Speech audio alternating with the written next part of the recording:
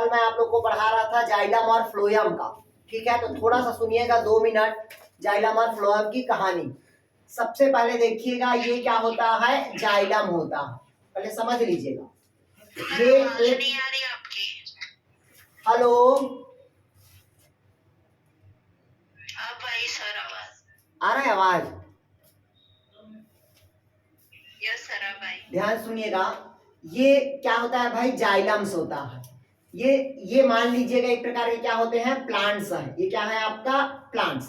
और ये पौधे का क्या होगा, रूट होगा। तो ये प्लांट बॉडी का जो रूट होगा उसके परिपक्व भाग से क्या निकलता है आपका, रूट हेयर निकलता है। यही रूट हेयर किसको एब्जॉर्ब करता है आपका, वाटर को। और वाटर में सभी प्रकार के मिनरल न्यूट्रिशन क्या रहेगा आपका, घुलनशील होगा। तो जब रूट हेयर वाटर को एब्जॉर्ब करता है तो हमेशा नीचे से ऊपर किसको, जल को ले जाने का काम कौन करता है, जाइलम। पहला कंडीशन, जब जाइलम लेके जाता है, इस कारण जाइलम हमेशा क्या होगा, यूनिडायरेक्शनल होगा। कैसा होता है, यूनिडायरेक्शनल, मतलब एक ही दिशा पे होगा। और ले जाने के लिए ऊर्जा की आवश्यकता नहीं होती। ध्यान समझिएगा, नीचे से ऊपर ले जाने के लिए कभी भी ऊर्जा की आवश्यकता नहीं होती। नीचे से ऊपर ले जाने के लिए प्रेशर की आवश्यकता होती है। किसकी आवश्यकता होती है, प्रेशर की। और उस प्रेशर को कहा जाता है आपका रूट प्रेशर कहा जाता है। दूसरा फिजिकल प्रेशर कहा जाता है। क्या कहा जाता है, फिजिकल प्रेशर। और तीसरा कहा जाता है आपका वाइटल प्रेशर कहा जाता है। इसी प्रेशर के कारण जल नीचे से कहां लेके जाएगा, ऊपर लेके जाएगा, पहला कंडीशन। फिर कौन सा जल को लेके जाता है पौधा, तो वो लेके जाता है आपका कैपिलरी वाटर को। कौन सा वाटर को लेके जाएगा, कैपिलरी वाटर को। अगर लेके गया कैपिलरी वाटर को तो कौन सा बल के कारण नीचे से ऊपर लेके जाता है, तो वो होता है आपका कोसिएशन के फोर्स, ससंजक बल बोलते हैं। ध्यान से समझिएगा क्वेश्चन, अभी से एक क्वेश्चन पूछता ही है, ठीक। और एब्जॉर्प्शन से भी क्वेश्चन पूछता है, मैं अभी बताऊंगा आपको। मतलब जाइलम का क्या काम होता है, नीचे से जल को ऊपर ले जाने का काम करेगा। और वो हमेशा जाइलम कैसा होगा, यूनिडायरेक्शनल होगा। किसको लेके जा रहा है, तो इनऑर्गेनिक कंपाउंड को। किसको लेके जा रहा है, इनऑर्गेनिक कंपाउंड। और इनऑर्गेनिक कंपाउंड को जब नीचे से ऊपर ले जाता है तो ऊर्जा की आवश्यकता नहीं होती। और जल का जो ऊपर की ओर जा रहा है वो कौन सा प्रेशर के कारण जा रहा है, तो रूट प्रेशर। दूसरा फिजिकल प्रेशर। तीसरा क्या होगा, वाइटल प्रेशर। क्लियर हुआ, तीनों प्रेशर के कारण नीचे से कहा जाता है, ऊपर क्या जाता है, तो जल। और जल क्या है, एक प्रकार का इनऑर्गेनिक कंपाउंड। जल में सभी प्रकार के मिनरल न्यूट्रिशन क्या है, सॉल्युबल कंडीशन है। क्लियर हुआ, कोई डाउट कहीं पास? तो पौधे के लिए कौन सा जल सफिशिएंट हुआ, कैपिलरी वाटर। बाकी और बताऊंगा मैं प्लांट एब्जॉर्प्शन में जो 4 प्रकार के वाटर है उसको, ठीक है। तो कौन सा बल के कारण लेके जा रहा है, ससंजक बल। इस क्रिया में जाइलम का ट्रैकिड्स और वेसल्स भाग लेता है। आया समझ? अगर पूछा कौन भाग लेता है जाइलम का, तो सिर्फ बताएंगे ट्रैकिड्स और वेसल्स। क्लियर हुआ? अगर ऑप्शनल दिया रहेगा वहां पास जाइलम, फ्लोएम, ट्रैकिड्स, वेसल, तो वहां पास जाइलम लगाओगे। आया समझ? अगर जाइलम नहीं दिया है, सिर्फ ट्रैकिड्स वेसल दिया है, तो वहां पास ट्रैकिड्स और क्या लगाओगे, वेसल्स लगाओगे। क्लियर हुआ? आ गया समझ? तो जाइलम का कौन भाग लेता है आपका, ट्रैकिड्स भाग लेगा। और दूसरा कौन भाग लेगा आपका, वेसल्स। ये कहानी किसका हुआ आपका, जाइलम का। आप लोग को समझ आया यार? क्यों विनोद, नेहा, संगीता, राधिका, सुमित्रा, क्लियर हुआ ये? अब दूसरा देखते हैं इसका, फ्लोएम की बात। मिटा दो इसको, मिटा दो यार। अब दूसरा देखते हैं अपन फ्लोएम का। इधर देखिए आप, ये तो हो गया जाइलम का। दूसरा बात कर रहे हैं अपन फ्लोएम का। इधर देखिए, ये पौधे का क्या हुआ भाई आपका, प्लांट बॉडी हुआ। ये क्या हुआ, प्लांट बॉडी, ठीक। ये क्या हुआ आपका, रूट। अब हमेशा ऑर्गेनिक कंपाउंड को, कौन सा कंपाउंड को, ऑर्गेनिक कंपाउंड को ऑर्गेनिक कंपाउंड मीन्स क्या होता है? फूड मटेरियल, मतलब भोज्य पदार्थ। क्लियर हुआ? इस भोज्य पदार्थ को ऊपर से नीचे लाने के लिए, ऊपर से नीचे लाने के लिए वास्कुलर बंडल का कौन भाग लेता है? फ्लोएम भाग लेगा। वास्कुलर बंडल का कौन भाग लेगा? फ्लोएम। क्लियर हुआ? यहाँ तक के जब ऊपर से नीचे लेके आता है ऑर्गेनिक कंपाउंड को, तो उसके लिए किसकी आवश्यकता पड़ती है? एटीपी की, ऊर्जा की आवश्यकता होती है। क्लियर हुआ? और हमेशा जो ऑर्गेनिक कंपाउंड का ऊपर से जब नीचे आता है तो फ्लोएम क्या होता है? मल्टी डायरेक्शनल होता है। क्या होता है? मल्टी डायरेक्शनल होता है, मतलब बहुरूपी होता है, सभी रूपों में ट्रांसफर करता है। किसको करता है? तो ऑर्गेनिक कंपाउंड को। क्यों ऑर्गेनिक कंपाउंड को? क्योंकि पत्ती में क्या होता है? प्रकाश संश्लेषण की क्रिया होती है, तो किसका निर्माण होगा? ऑर्गेनिक कंपाउंड, जैसे ग्लूकोज। क्लियर हुआ? या कार्बोहाइड्रेट, उस सभी का क्या होगा? निर्माण होगा। तो वो सभी क्या हुआ? Organic compound. तो ऊपर से नीचे लाने का जिम्मेदार कौन होता है? फ्लोएम। और फ्लोएम का कौन सा टिश्यू रहता है? तो लिखिएगा, उसमें होता है सीयू ट्यूब और दूसरा होता है आपका कंपेनियन सेल। ये दो टिश्यू होता है जो क्या करता है भाई? ऊपर से नीचे लाने में सहायक होता है। क्लियर हुआ यहाँ तक के? आगे बढ़े। अब मैं एक शब्द बताया यहाँ पर, देखिएगा, मल्टी डायरेक्शनल। क्या डायरेक्शनल बताया? Multi directional. तो मल्टी डायरेक्शनल मतलब समझिएगा, इधर देखिएगा, ऊपर से नीचे आया मतलब डाउन हुआ, ऊपर से नीचे आया मतलब क्या हुआ? डाउन हुआ। हुआ कि नहीं हुआ? मतलब पहला क्या हुआ? डाउन हुआ। ठीक, ब्रांच में जा रहा है, शाखा में जा रहा है, तो डाउन के साथ क्या हो जाएगा? ये लेटरल होगा। ठीक, और अपवर्ड होगा। तो अपवर्ड कैसे होगा समझिएगा इसी चीज को। अपवर्ड कैसे होगा भाई? कोई भी ऑर्गेनिक कंपाउंड जब बना तो पत्ती पे बना, पत्ती से कहाँ जाएगा? फ्रूट में जाएगा, मतलब कहाँ चला गया वो? सीड में। सीड में कौन सा कंपाउंड आया? Organic compound. परिपक्व हो गया, सीड बाहर निकल गया। अब सीड में तो ऑर्गेनिक कंपाउंड है ही है। सीड क्या करेगा? अंकुरण करेगा। अंकुरण करेगा तो नीचे से कहाँ जाएगा? ऊपर। तो नीचे से ऊपर ले जाने के लिए कौन सा जिम्मेदार है? आपका ऑर्गेनिक कंपाउंड। और इसको कौन लेके जाता है? तो फ्लोएम। ये तब तक साथ देता है जब तक इसमें भोजन उपस्थित है, मतलब ऑर्गेनिक कंपाउंड। इसके बाद ये अपवर्ड क्या हो जाता है? बंद हो जाता है। क्लियर हुआ? ये सिर्फ अंकुरण के समय भाग लेता है, बाकी टाइम में भाग नहीं लेता। क्लियर हुआ? मतलब अगर मैं क्वेश्चन पूछा आपसे कि कार्बनिक तत्व का परिवहन कौन करता है, तो फ्लोएम।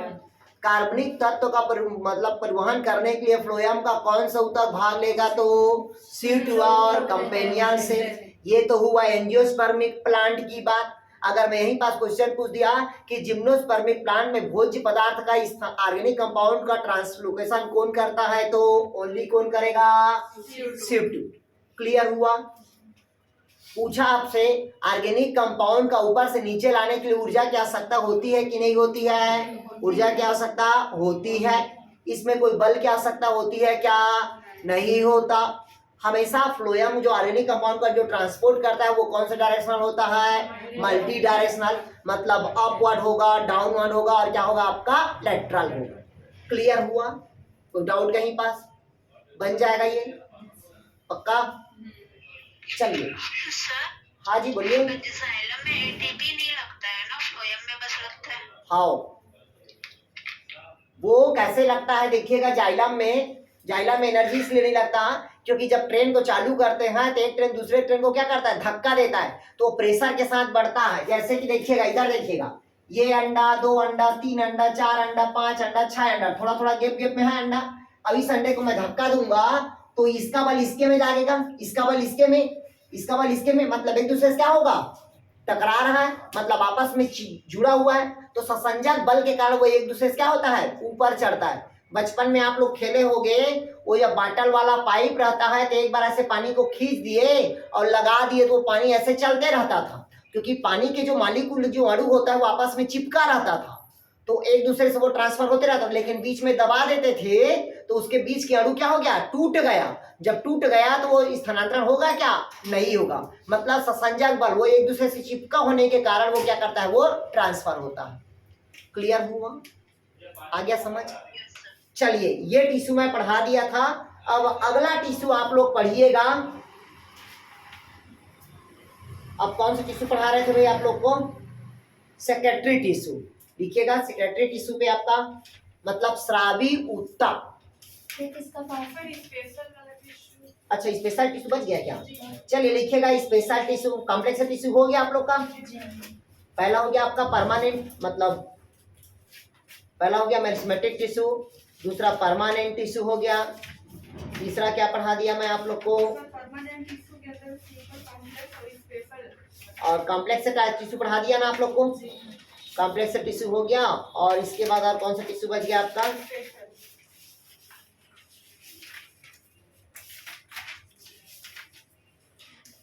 चलिए स्पेशल टिश्यू में ही आ रहा है ये सेक्रेटरी वाला आपका। चलिए लिखिएगा आपका सेक्रेटरी टिश्यू। सेक्रेटरी मतलब होता है आपका स्रावी ऊतक। तो संग्रह समझिएगा, संग्रही मतलब सेक्रेटरी टिश्यू को यार। सर ये स्पेशल परमानेंट टिश्यू का ही टाइप है। हाँ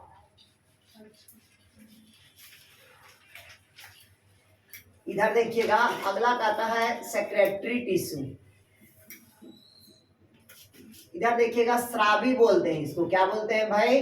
स्रावी ऊतक। तो पहले समझिएगा स्रावी क्यों होगा। इधर समझिएगा, या वो प्लांट बॉडी हो या एनिमल बॉडी हो, इन दोनों में एक क्रिया होती है। वो कौन सी क्रिया होती है? मेटाबॉलिज्म।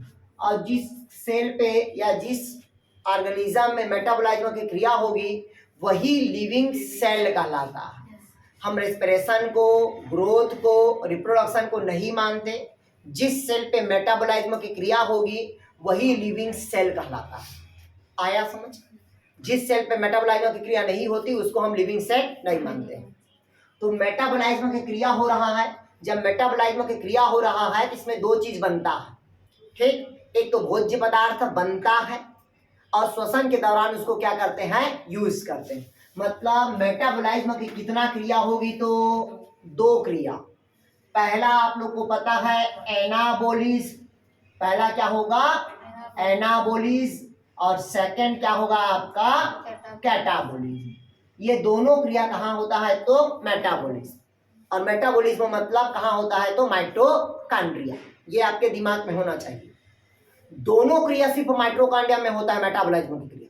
मतलब भोज्य पदार्थ का बनना और भोजन का टूटना। क्लियर हुआ? इसी कारण देखिए इधर पहले समझ लीजिएगा फिर लिखिएगा भैया। जब बात कर रहे हैं अपन मेटाबॉलिज्म की, तो मेटाबॉलिज्म पहला क्या होता है आपका? एनाबोलिज्म। मतलब एनाबोलिज्म क्या होता है कि छोटे छोटे अणु मिलकर एक बड़ा अणु का निर्माण करता है। छोटे छोटे अणु मिलकर क्या करता है? बड़ा अणु का निर्माण करता है। तब उसे हम क्या कहते हैं? एनाबोलिज्म। मतलब ये किससे रिलेटेड है? तो फोटोसिंथेसिस से। किससे रिलेटेड रहता है? तो ये फोटोसिंथेसिस से, प्रकाश संश्लेषण से। क्यों रिलेटेड मानते हैं? क्योंकि आपको पता है कि कार्बन डाइऑक्साइड प्लस जल दोनों के छोटे छोटे अणु होता है। दोनों के छोटे अणु मिलके क्या बनाता है? आपका बड़े अणु का निर्माण करता है, जैसे कि कार्बोहाइड्रेट। क्लियर हुआ? इस कारण इसको हम क्या कहते हैं? एनाबोलिज्म। मतलब छोटे छोटे अणु मिलकर एक बड़े अणु का क्या करता है? निर्माण करता है। क्लियर हुआ यहां तक की? कोई डाउट कहीं पास यार? और मैं पहले बता दिया था प्रकाश संश्लेषण के दौरान बनता तो है कार्बोहाइड्रेट, लेकिन दिन के हमेशा पौधा क्या बनाएगा? स्टार्च बनाता है। ध्यान से सुन लो, मैं पहले बता रहा हूं क्यों स्टार्च बनाता है। क्योंकि यहां पास होता है C6H10 और क्या होता है? O5। क्योंकि दिन को पानी क्या हो जाता है? निकल जाता है। इस कारण दिन को क्या बना? स्टार्च बना। क्लियर हुआ? लेकिन जो प्रोडक्ट बना होता है कार्बोहाइड्रेट, वो रात का प्रोडक्ट होता है। कब का प्रोडक्ट होता है? रात का। आया समझ? नहीं आया? नहीं आया क्या? एक बार समझाइए ना सर। ध्यान से सुनिएगा।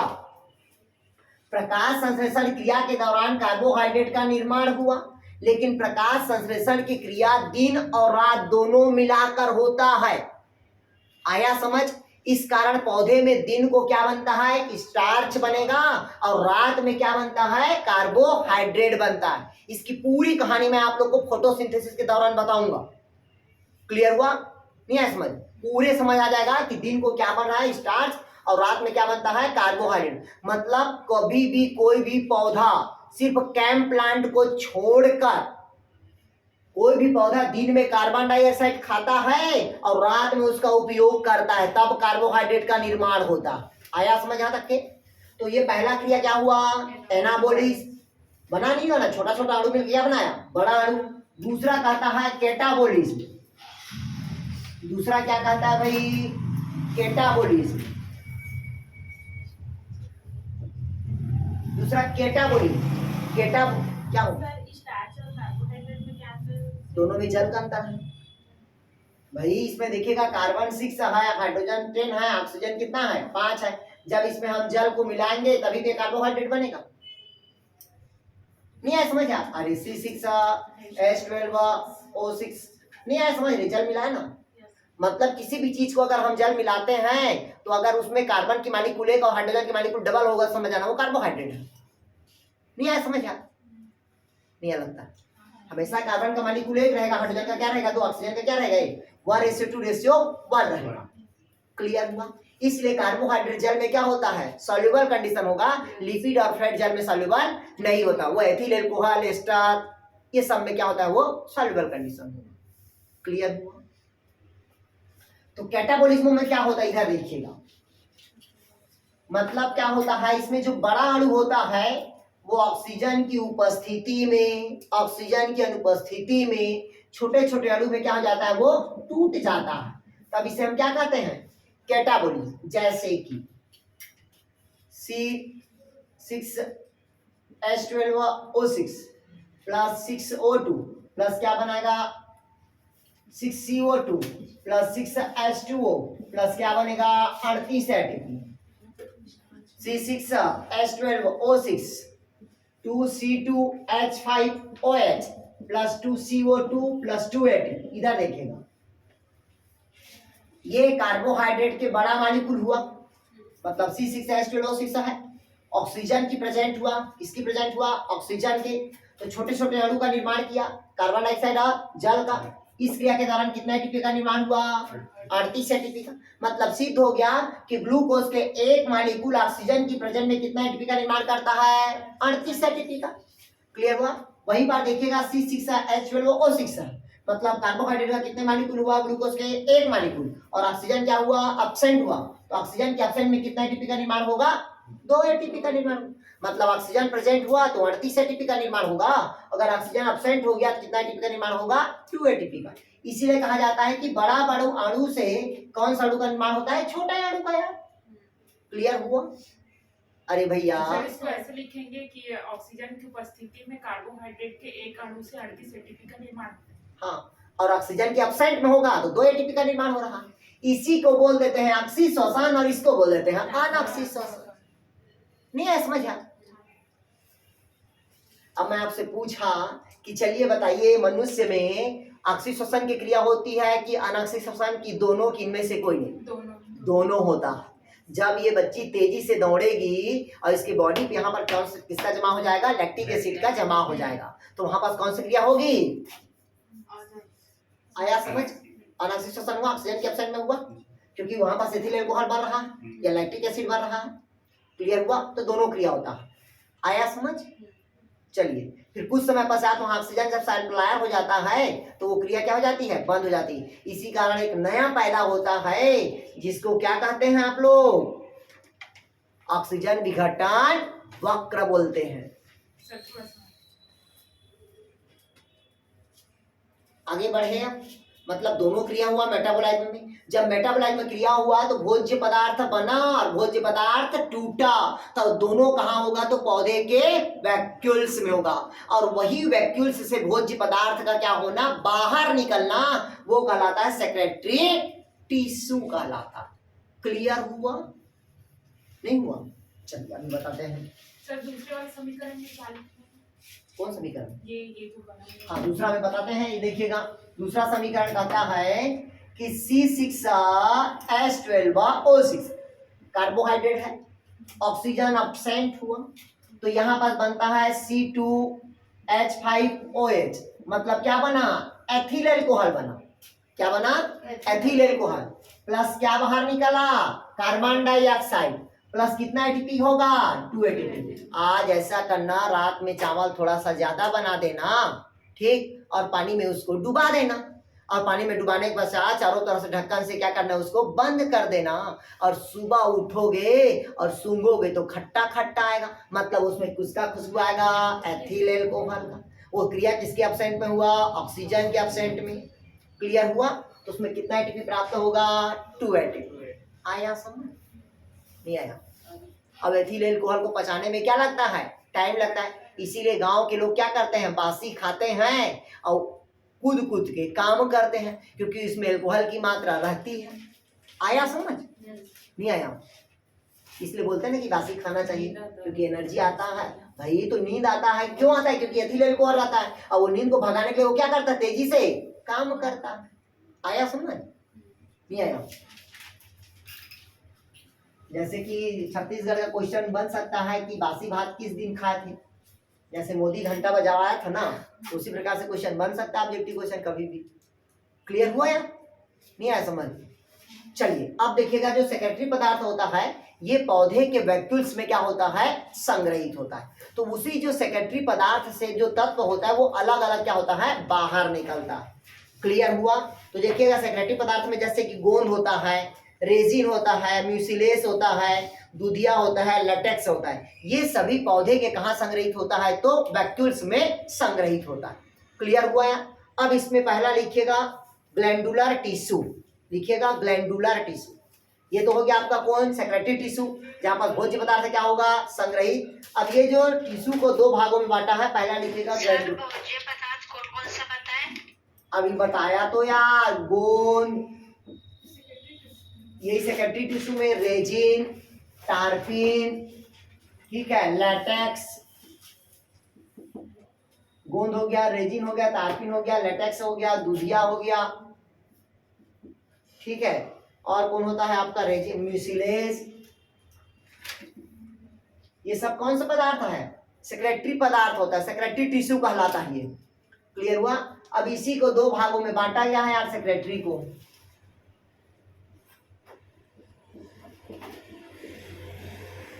पहला होता है ग्लैंडुलर टिश्यू, पहला लिखिएगा ग्लैंडुलर टिश्यू,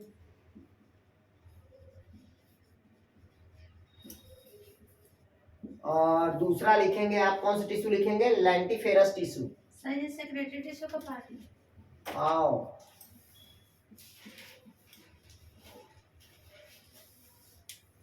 चलिए पहला लिखेंगे क्या, ग्लैंडुलर टिश्यू।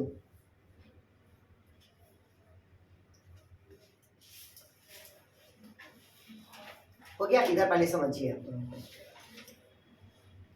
देखिएगा सेक्रेटरी टिश्यू में मतलब क्या होता है, मेटाबॉलिज्म की क्रिया होती है, भोज्य पदार्थ का क्या होता है, निर्माण होता है। और भोज्य पदार्थ किस कौन कौन निर्माण हो रहा है, तो आपको पता होना चाहिए, गोंद हो रहा है, रेजिन हो रहा है, टार्पिन हो रहा है, लेटेक्स हो रहा है, दूधिया लेटेक्स हो रहा है, और कौन हो रहा है आपका, म्यूसिलिन। मतलब कुल मिला के ये पौधे में किसके दौरान बना, मेटाबॉलिज्म के दौरान। ठीक, और जो मेटाबॉलिज्म के दौरान बना, तो ये जो सेक्रेटरी टिश्यू होता है उसको दो टिश्यू में बांट दिया गया है, किसके आधार पर, संरचना के आधार पर। तो पहला कौन सा होगा, ग्लैंडुलर टिश्यू, और दूसरा कौन होगा आपका, लेंटिफेरस की टिश्यू।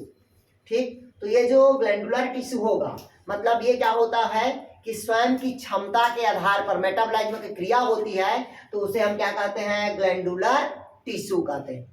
अब इसी के अंतर्गत एग्जाम्पल लिखेंगे यार ग्लैंडुलर टिश्यू पे।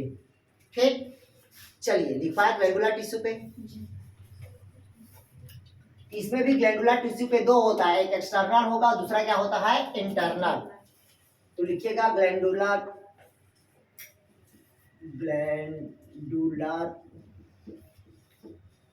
टिश्यू के भाग, पहला होगा एक्सटर्नल, दूसरा क्या होगा, इंटरनल। तो इसमें लिखिएगा एक्सटर्नल में सिर्फ एग्जांपल लिखते चले जाएंगे। पहला लिखिएगा इसमें ग्लैंडुलर हेयर्स,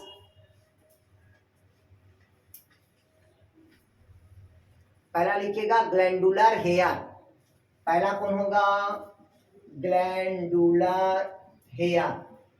ये पाया जाता है तंबाकू में। किसमें पाया जाता है? तंबाकू में। क्लियर हुआ? दूसरा लिखिएगा, एक्सटर्नल का ही लिख रहे हैं ना यार। दूसरा लिखिएगा स्ट्रिंगिंग हेयर। स्ट्रिंगिंग हेयर, जैसे बिच्छू में डंक पाया जाता है ना, एग्जांपल लिखिएगा बिच्छू का डंक। बिच्छू का डंक लिखिएगा, बिच्छू, बिच्छू बूटी, बिच्छू डंक, इसी को बोलते हैं दंश। या दांत खाद खुजली जानते हो?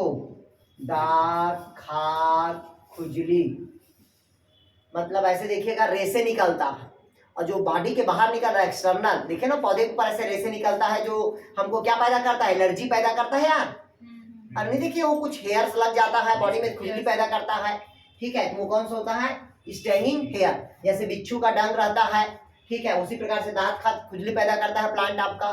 ठीक है, पौधा का नाम लिखिए। आप लोग वो पौधा जानते हो, बोलते हैं कि एक छूने से पूरा खुजली पैदा होता है, जिसको क्या बोलते हैं? केवांच। अरे सुने हो? नहीं सुने हो? केवांच लिख लीजिएगा। ये क्या पैदा करता है? ये ग्लैंडुलर हेयर्स के अंदर। क्या केवांच बोलते हैं? क्या केवांची बोलते हैं? केवांच काछी देख लेना। क्लियर हुआ? तो पहला क्या हुआ? एक्सटर्नल का ग्लैंडुलर हेयर हुआ। दूसरा कौन हुआ? स्टिंगिंग हेयर हुआ। तीसरा लिखिएगा आप लोग, तीसरा लिखिएगा मकरंद ग्रंथियां। लिखिएगा उसको नेक्टरिस ग्लैंड बोलते हैं। तीसरा लिखिएगा नेक्टरिस ग्लैंड। एक्सटर्नल का ही है ना यार, नेक्टरिस ग्लैंड, नेक्टरिस ग्लैंड लिखिएगा नेक्टरिस ग्लैंड में। जैसे लीची, आम, चाय, लिखिएगा लीची, आम, चाय, जैट्रोफा, इन सब में क्या पाया जाता है? नेक्टर्स ग्लैंड्स पाया जाता है। लिखिएगा लीची, आम, चाय, जैट्रोफा। और बता देता हूँ, जैट्रोफा से पेट्रोलियम पदार्थ बनाने की तैयारी चल रहा है, जिसको कहते हैं बायोडीजल। क्लियर हुआ? रतनजोत जानते हो? हाँ वही है। क्लियर हुआ यार? ये क्या होता है? मकरंद। मकरंद मतलब समझते हैं, जो खुशबूदार आएगा वो हमेशा क्या होगा? मकरंद ग्लैंड्स कहलाता है। ठीक, सिर्फ एग्जांपल बस को याद रखना, मैं पहले बता रहा हूँ। तो पहला हो गया किसका? एक्सटर्नल का, एक्सटर्नल ग्लैंडुलर टिश्यू का। दूसरा लिखिएगा इंटरनल, ये सभी कहाँ निकल रहा है? उसके शरीर के बाहर का है। दूसरा लिखिएगा इंटरनल टिश्यू। सिर्फ एग्जांपल याद रखना है, मैं पहले बता रहा हूँ, बाकी थ्योरी कोई मतलब नहीं है इसमें। इंटरनल टिश्यू मतलब क्या होता है? अंदर से वो सिक्रेशन हो रहा है। तो उसमें पहला लिखिएगा आप लोग डाइजेस्टिव ग्लैंड्स। पहला लिखेंगे डाइजेस्टिव ग्लैंड। लिखिएगा कीटभक्षी पौधा में पाया जाता है, इंसेक्टिवोरस, इंसेक्टिवोरस प्लांट। और मैं आपसे पूछा ऐसा कौन सा पौधा है जो आपका प्रोड्यूसर भी है और कंज्यूमर भी है, दोनों है, उत्पादक और उपभोक्ता। ऐसा कौन सा पादप है जो प्रकाश संश्लेषण की क्रिया में खुद भोजन बनाता है और खुद दूसरे को खा जाता है? वो कौन सा प्लांट होगा? कीटभक्षी पौधा। और उसी को कहते हैं इंसेक्टिवोरस प्लांट, जिसके अंतर्गत आता है आपका ड्रोसेरा, यूट्रिकुलेरिया, निपेंथील। क्लियर हुआ? ये सब क्या है? कीटभक्षी पौधा है। और क्यों खाता है तो पता होना चाहिए, उसमें किसकी कमी होती है? नाइट्रोजन की। और नाइट्रोजन की भरपाई को दूर करने के लिए वो इंसेक्ट को क्या करता है? खाता है। और जिस जगह पे नाइट्रोजन गैस की कमी होती है उस जगह पे कौन सा गैस की अधिकता होती है? Methane gas. तो धान के खेत में कौन सी गैस होती है? Methane gas. जानवर के पेट में कौन सी गैस होगी? तो आपके बॉडी में कौन सी एसिड होगी?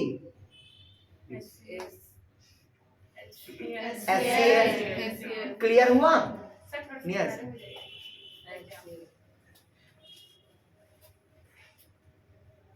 हो गया? ये इंसेक्टिवोरस प्लांट का एग्जांपल है। तो पहला क्या हुआ? डाइजेस्टिव ग्लैंड्स निकलता है। ठीक, जैसे निपेंथिस होगा, ड्रोसो आपका क्या होगा? ड्रोसेरा होगा, यूट्रिकुलेरिया। ठीक, ये सब क्या है, इंसेक्टिवोरस प्लांट है। और आपको बता देता हूँ ये प्लांट इतनी सुंदर दिखता है जिसके चक्कर में कौन आता है, इंसेक्ट आता है, और चक्कर में आने के बाद क्या हो जाता है, एक बार फंस जाता है वो। यूट्रिको निपेंथिस रे, सेकंड यूट्रिकुलेरिया, यूट्रिकुलेरिया और निपेंथिस। कलश पात आप नाम सुने हो? हाँ बस तो फिर घर पढ़ने में हाँ घटपर्णी बोलते हैं हिंदी में। हो गया, पहला हो गया डाइजेस्टिव ग्लैंड। दूसरा लिखेगा तेल ग्लैंड। दूसरा क्या लिखेंगे भाई, तेल ग्लैंड, मतलब आइल ग्लैंड। तो आइल ग्लैंड में नाम बहुत सारा लिख लो, नीम का लिख लो, नींबू लिख लो, संतरा लिख लो। हाँ, आइल ग्लैंड में नीम, नींबू, अरे जितना भी पौधा में जो तेल बनता है ना, वो समझ जाना वो क्या है, वो आइल ग्लैंड सब है। क्लियर हुआ? तीसरा लिखेगा म्यूसिलेज ग्लैंड। तीसरा लिखेगा म्यूसिलेज ग्लैंड। और म्यूसिलेज ग्लैंड में लिखिएगा आप लोग, पान के पत्तियों में पाई जाती है। लिखिएगा पान के पत्तियों में पाई जाती है म्यूसिलेज ग्लैंड। लसलसा पाया जाता है ना पान की पत्ती पे। और बता देता हूं, पान की पत्ती जहां पास रहेगा वहां पास सर्फ अधिक मात्रा में पाया जाता है, सर्फ अधिक आता है वहां पास। ठीक, किसके कारण आता है, तो म्यूसिलेज ग्लैंड के कारण।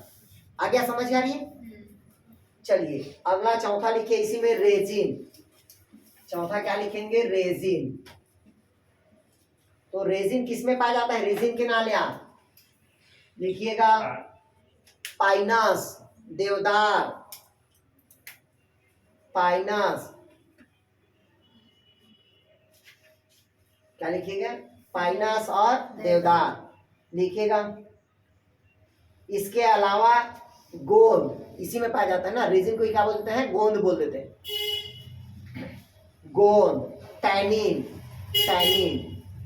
गोंद के साथ क्या लिखेंगे, टैनिन पाया जाता है। हो गया यार?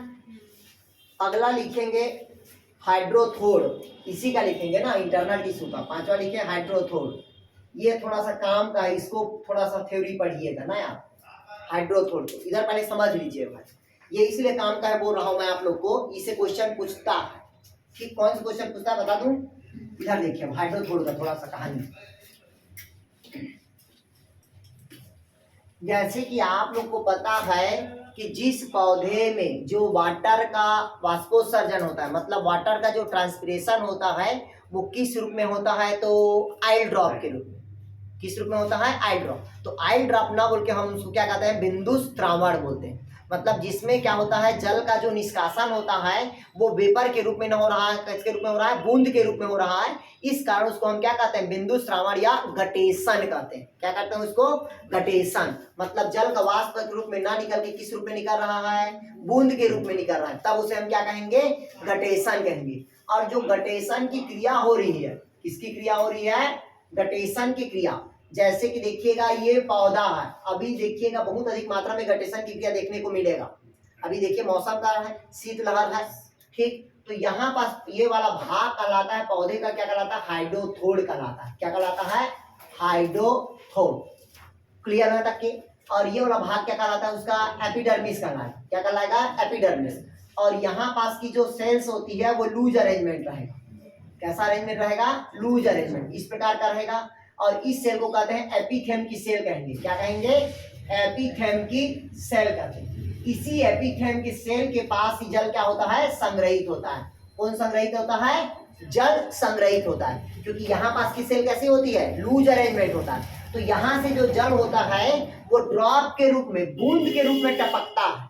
और किस भाग से निकलता है, तो वो भाग कहलाता है हाइड्रोथोड। क्वेश्चन पूछा आपसे कि जल का बूंद के रूप में गिरना क्या कहलाता है, गटेशन कहलाएगा। गटेशन की क्रिया पौधे के किस भाग से होता है, तो पत्ती। और पत्ती के पास क्या पाया जाता है, तो हाइड्रोथोड। हाइड्रो के थोड़ के पास से जल क्या होता है, बाहर निकलता है। आया कुछ समझ, नहीं आया भाई? जल का बूंद के रूप में बाहर निकलना गटेशन कहलाता है। क्लियर हुआ? अगर पौधे की पत्ती के किस भाग से जल बाहर निकलता है, तो पत्ती के किस भाग से जल बाहर निकलता है, तो हाइड्रोथोड के भाग से।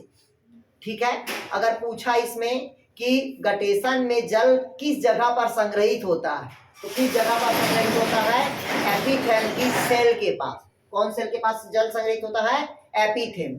और पूछा आपसे एपिथेम की सेल का अरेंजमेंट कैसा होता है, तो लूज अरेंजमेंट होता है, ढीले व्यवस्थित रहता है। अरे भैया ये कपड़ा है, कपड़ा को पानी को डुबाओगे, ये लूज अरेंजमेंट है ना, जब इसको निचोगे तब तो पानी निकलेगा। हो गया गटेशन का।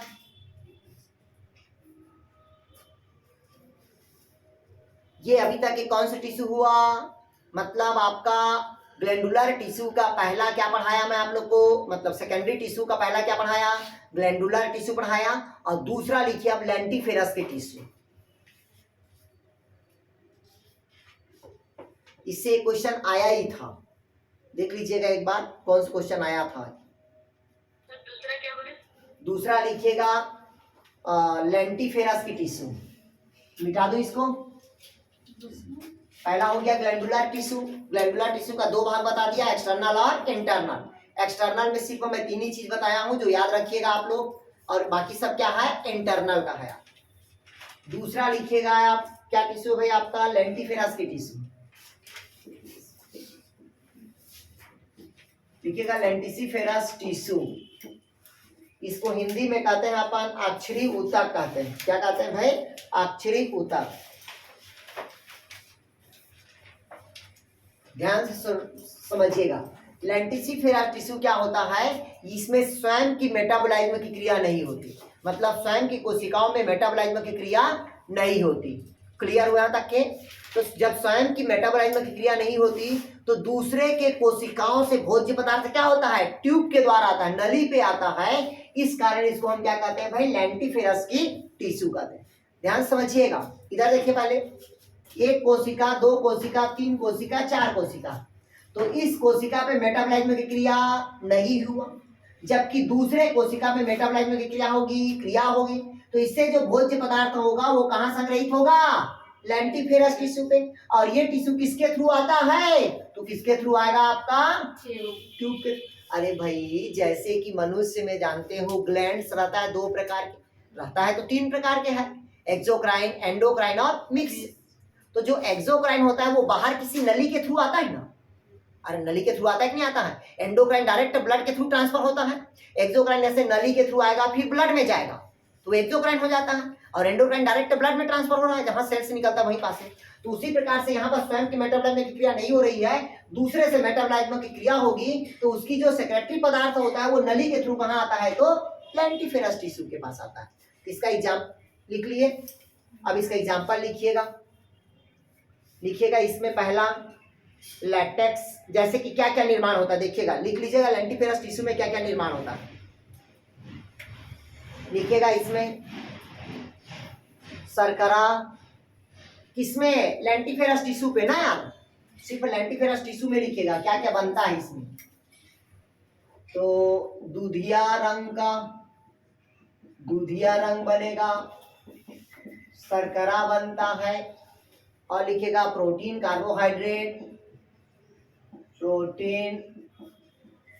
कार्बोहाइड्रेट, ठीक है, एंजाइम, हाइड्रोकार्बन, लैटेक्स, ये सब किसका है? लेंटिफेरस टिश्यू है। कौन सा टिश्यू है? लेंटिफेरस की टिश्यू। बगल वाले रहते हैं वो लोग कौन सी टिश्यू रखते हैं? Normal tissue. और नॉर्मल टिश्यू है जहाँ कार्बन के नीचे कर सकते हैं क्या लिखते हैं? दूधिया रंग का शर्करा, protein, carbohydrate, enzyme, hydrocarbon, latex. Latex क्या होता है? अरे गोंद रे, रेजिन जैसे पानी जैसे होता है, और ज्यादा चिपचिपा जो रहता है गाढ़ापन वो क्या कहलाता है? लेटेक्स। अरे ये बताइए वो देखे हो क्या बोलते हैं? चिप करता है, जैसे कि लासा जानते हो? लासा, तो वो लेटेक्स है, वो रेजिन के अंतर्गत नहीं आता, वो लेटेक्स है। हाँ ठीक है। लाख जानते हो? लाख, अरे चूड़ी में लगता है, अरे चूड़ी के नीचे लगाते हैं गोल्ड का चूड़ी, गोल्ड चूड़ी नहीं है, गोल्ड चूड़ी देखिएगा नीचे पे पूरा क्या रहता है? लाख लगा रहता है। नहीं आया? हस्बैंड को बोलना कम से कम कुछ नहीं खरीदे, तो दो चीज जरूर खरीदे, एक गले का और दूसरा चूड़ी। ठीक, या आप लोग खुद नौकरी पाने के बाद खरीद लेना, दो चीज तो खरीद ही लेना, मैं पहले बता दिया हूँ आपको। ठीक, सोने का हाँ तो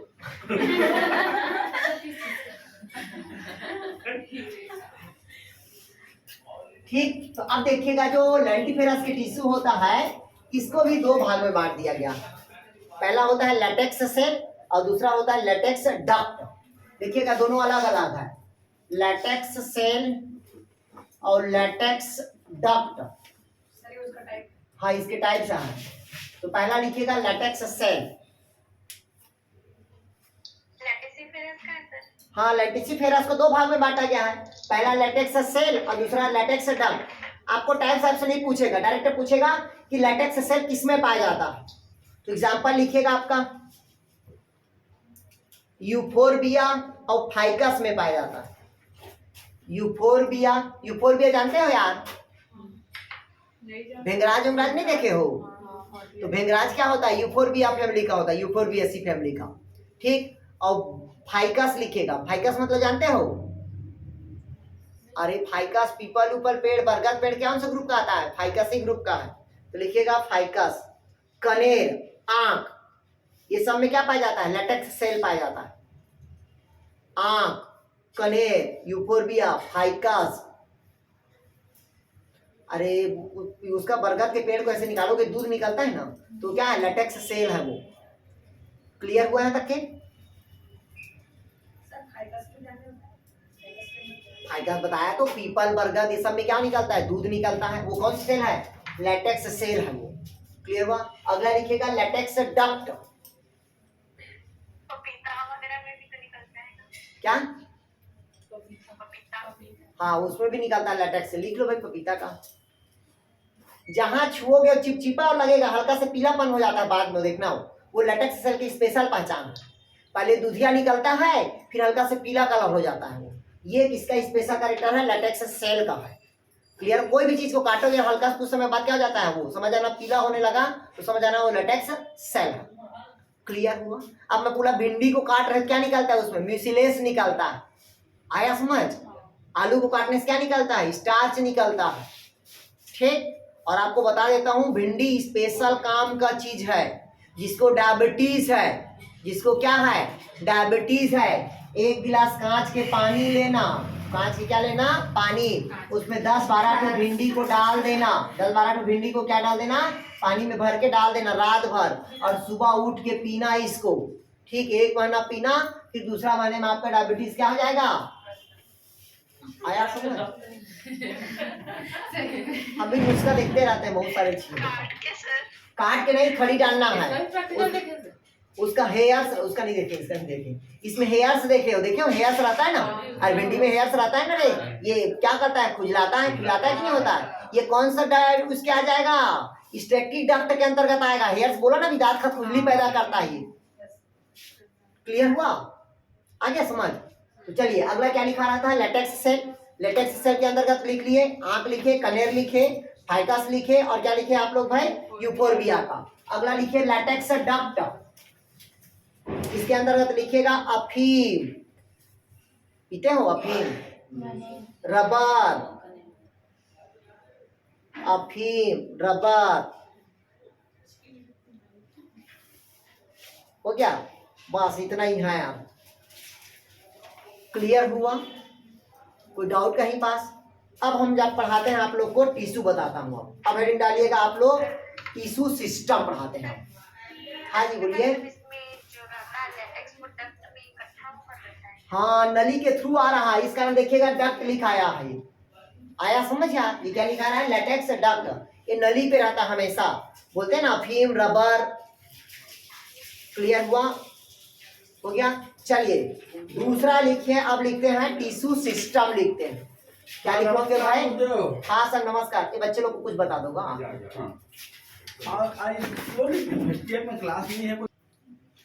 चलिए इधर देखिएगा। ये मैं आप लोगों को क्या पढ़ा दिया भाई?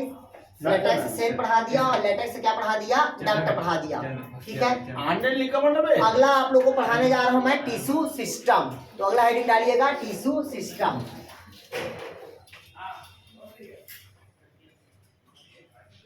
सर ये मेन हेडिंग है या फिर स्पेशल परमानेंट टिश्यू? नहीं नहीं, मेन हेडिंग है।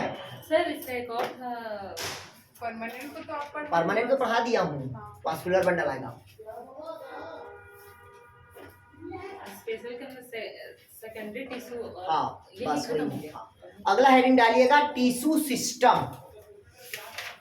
अगला हेडिंग डालिएगा टिश्यू सिस्टम। इसको मतलब पहले समझिएगा टिश्यू सिस्टम में।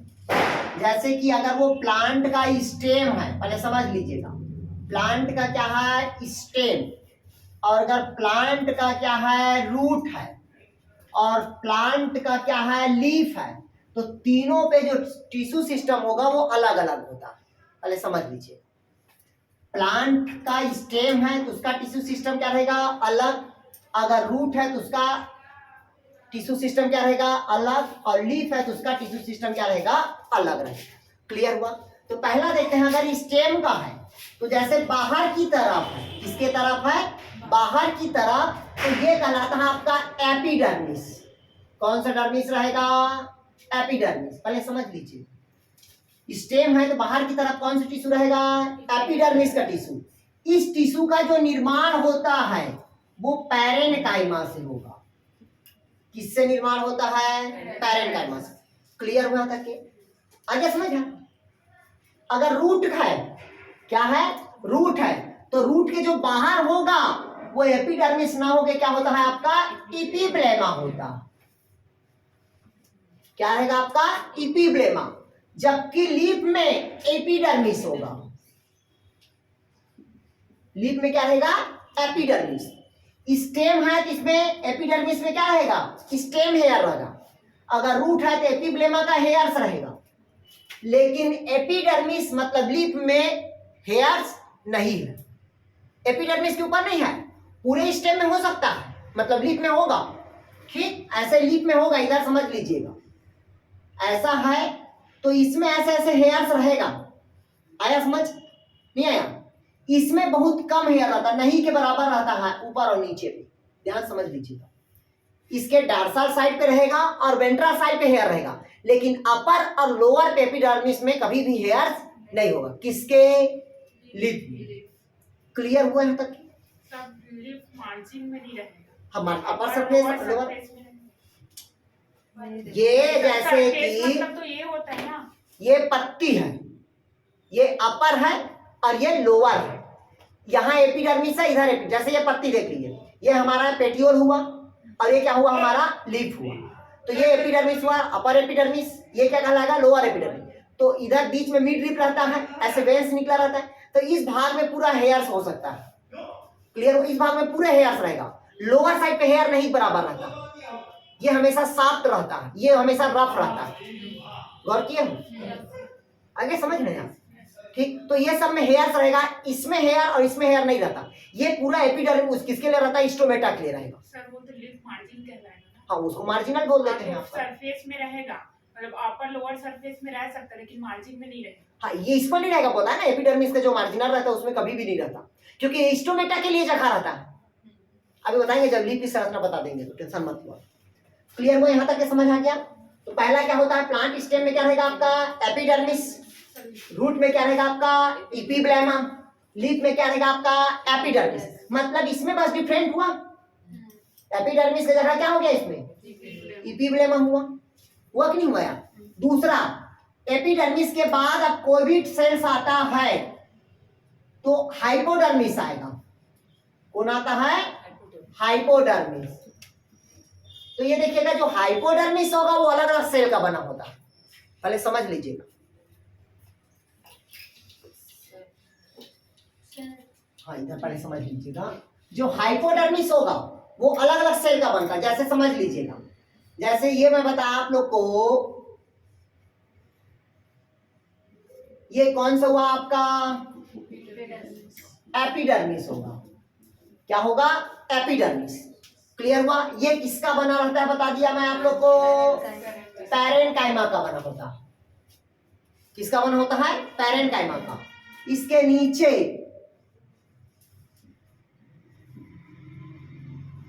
इसके नीचे है, अगर मान लीजिएगा इसमें अगर मीजोफिल की सेल है, ऐसे ऐसे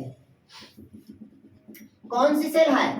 मीजोफिल की सेल है तो वो कहलाता है क्लोरेनकाइमा। कौन सा होगा ये? क्लोरेनकाइमा। अगर मीजोफिल की सेल है तब। अगर यहां पास डबल सेल है ऐसे, क्लियर हुआ? ये कहलाता है स्क्लेरेनकाइमा।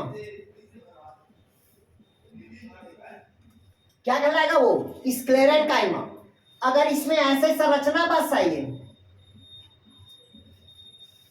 ये कहलाता है कोलेनकाइमा। और ये तीनों किसके भाग होते हैं? तो हाइपोडर्मिस के। क्लियर हुआ यार? नहीं आ रहा क्या समझ? आ रहा है। ये टिश्यू सिस्टम में ध्यान से सुनिएगा, मैं पहले बता रहा हूं। एपिडर्मिस हमेशा किसका बना रहेगा? पैरेनकाइमा का। क्लोरेनकाइमा, स्क्लेरेनकाइमा और क्या होगा? कोलेनकाइमा। ये तीनों एक प्रकार के क्या है? हाइपोडर्मिस है। क्लियर हुआ है तक के? तो डाउट कहीं पास? रूट में भी यही रहेगा और किसमें यही रहेगा? आपका स्टेम में। लीफ में ये सब नहीं रहेगा। लीफ में केवल एक टिश्यू है यहाँ पास का, वो है तो आपका क्लोरेनकाइमा। क्लियर हुआ यहाँ तक की? आगे समझ यहाँ तक की? आगे बढ़ते। हाइपोडर्मिस का क्लोरेनकाइमा, स्टेरेनकाइमा और तीसरा क्या है? कोलेनकाइमा। सर इससे पहले पढ़ाया सर, था, लीफ में क्या बच रहेगा? कॉर्टेक्स था, वो क्या चीज का था? हाँ बोलिए। लीफ में क्या बच रहेगा सर? अरे लीफ का अभी छोड़ दीजिए, अभी स्टेम का देख रहे हो क्या? स्टेम का ही पढ़ लो, फिर बताता हूँ तीनों का अलग अलग। पहले स्टेम का देख रहे हैं ना यार। पहले कौन सी टिश्यू पढ़ रहे हैं अपन? टिश्यू सिस्टम में स्टेम का।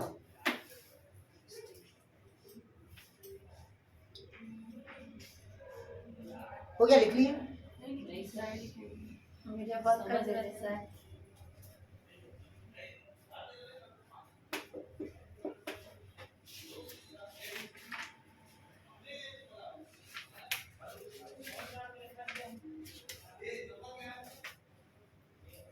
हो गया? आगे बढ़िया। आगे बहुत स्लो चलते हैं। सर पहले लोग समझ रहे थे, लिख नहीं रहे।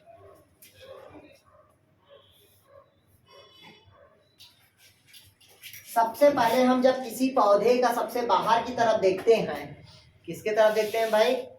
बाहर की तरफ देखते हैं तो सबसे बाहर पे अपने एक लेयर दिखाई देता है। वो कौन से लेयर होता है बताया था? तो एपिडर्मिस। क्लियर हुआ यहाँ तक के? किसका बना रहता है बताया तो मैं आप लोग को? पैरेनकाइमा में। किसका बना होता है? पैरेनकाइमा। क्लियर हुआ? ये अलग बात है कि इसमें एपिडर्मिस हेयर पाया जाता है। पाया जाता है कि नहीं पाया जाता है किसी में? वो एपिडर्मिस का क्या रहेगा? आपका हेयर या स्टेम का रहे, और रूट है तो एपिब्लेमा हो जाएगा। अब किसी जरूरी नहीं कि सभी में हेयर्स हो, और जरूरी नहीं कि सभी एपिडर्मिस के ऊपर क्यूटिकल का भी लेयर हो। नहीं है समझ? तो जीरोफिटिक जो प्लांट होता है उसमें क्यूटिकल रहता है, बाकी प्लांट में नहीं रहता। तो क्यूटिकल का काम होता है वाष्पोत्सर्जन की दर को क्या करता है? वो कम करता है। भाई जिस पौधे की पत्ती मोटी और मांसल होगी उसके ऊपर क्या होता है? क्यूटिकल का आवरण होता है। ठीक, तो वो स्टेम में भी हो सकता है और वो लीफ में भी हो सकता है। बहुत सारे, जैसे कि देखिएगा आप लोग इफेड्रा है तो उसके स्टेम में क्या होता है? स्टोमेटा पाया जाता है। क्लियर हुआ? जनरली पौधे की पत्ती पे स्टोमेटा पाया जाता है, लेकिन कुछ ऐसे पौधे होते हैं, तना होते हैं, जिसमें छोटे छोटे क्या होते हैं? छिद्र भी होता है। क्लियर हुआ? फिर इसके बाद बताया आपको कौन सा टिश्यू बताया मैं आप लोग को? हाइपोडर्मिस। कौन सा टिश्यू बता दिया? हाइपोडर्मिस। क्लियर हुआ? हाइपोडर्मिस के बाद जो टिश्यू मिलता है वो कौन सा होता है? आपका कॉर्टेक्स होगा। क्या होगा भाई? आपका कॉर्टेक्स। ये सीक्वेंस भी लिखते चले जाना। एपिडर्मिस के बाद क्या हुआ? हाइपोडर्मिस। हाइपोडर्मिस के बाद क्या होता है? आपका कॉर्टेक्स होता है। ये कॉर्टेक्स किसका बना होता है? तो पैरेनकाइमेटस सेल्स का बना होता है। लिखिएगा, कॉर्टेक्स किसका बना होता है? पैरेनकाइमेटस का बना होता है। अब ध्यान सुनिएगा, पैरेनकाइमेटस है तो एक सेल, दूसरा सेल, तीसरा सेल, चौथा सेल है, तो बीच में यहाँ गैप भी तो है, तो इंटरसेलर स्पेस है। और जहां इंटरसेलर स्पेस की बात आती है वहां कौन भरा रहता है? तो अगर स्टेम है तो इंटरसेलर स्पेस कम रहेगा, और पत्ती है तो इंटरसेलर स्पेस क्या रहेगा? ज्यादा रहेगा। आया समझ क्या? नहीं आया भाई? जिस पौधे पे अगर सॉलिड वुड बनता है, जैसे कि तार को बोला मैं आप लोग को, पाइनस का वुड या देवदार या साजा साइगोन, उस पौधे में इंटरसेलुलर स्पेस क्या रहेगा? कम रहेगा, तभी तो पौधा मजबूत रहेगा। नहीं आया समझ? फिर कॉर्टेक्स के बाद आपको जो आता है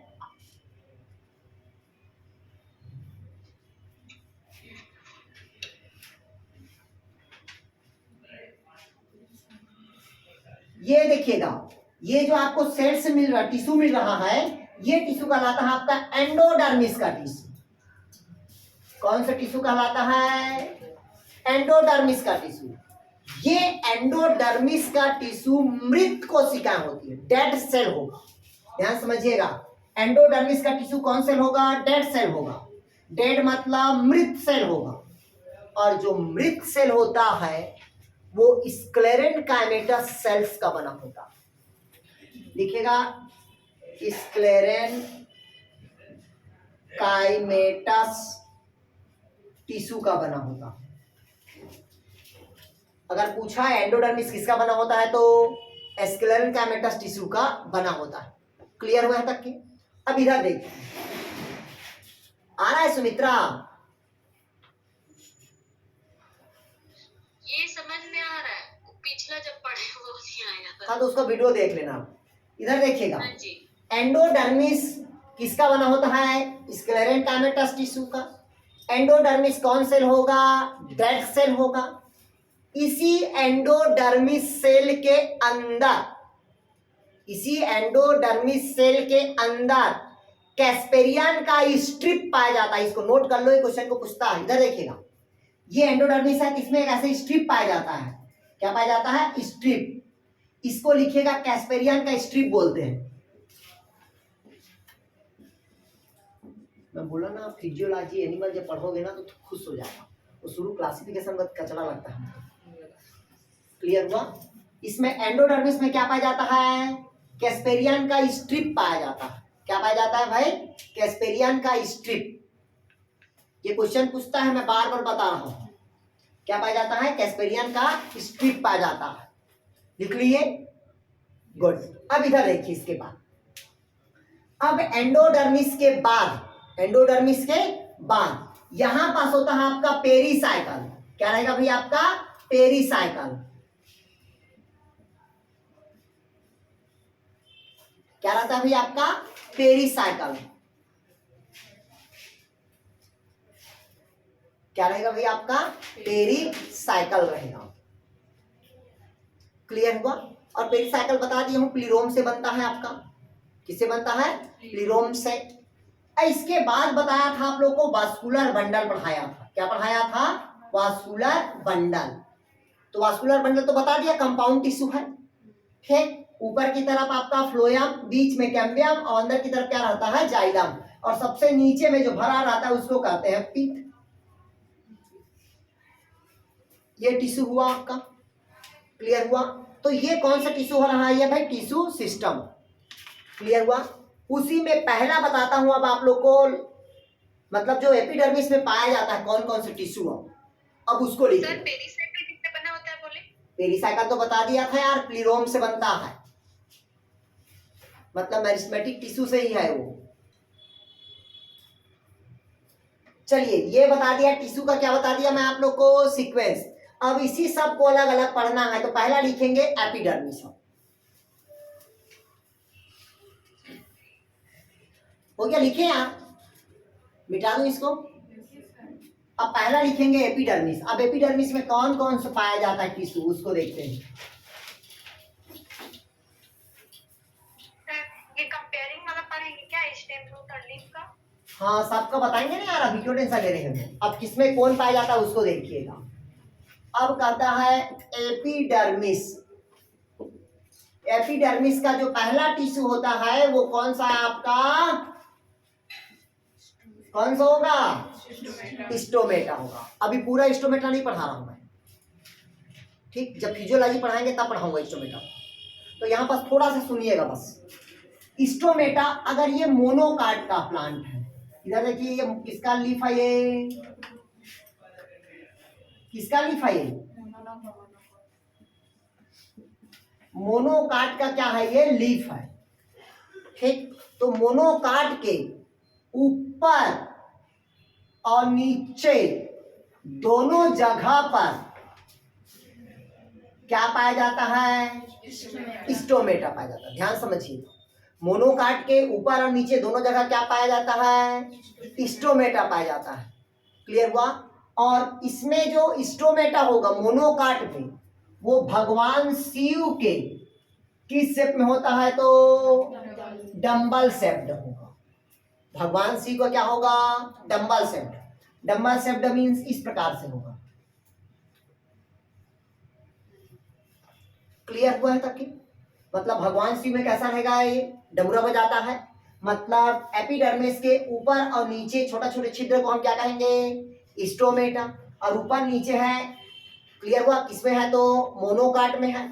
और किस शेप में दिखाई देता है, तो डंबल शेप। पहला कंडीशन। इधर देखिए, दूसरा हम बात कर रहे हैं डाइकाट का। किसकी बात कर रहे हैं, डाइकाट का। इधर देखिएगा डाइकाट का।